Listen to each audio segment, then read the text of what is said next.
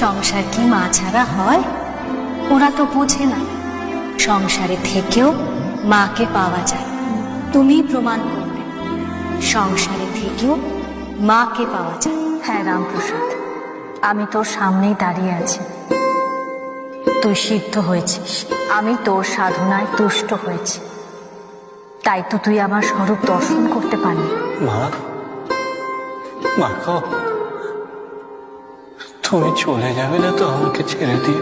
না রামপ্রসাদ, তুই চিরকালের জন্য আমায় লাভ করেছিস, আমি কোনোদিনও তোকে ছেড়ে যাব না। ওই আমি দেহ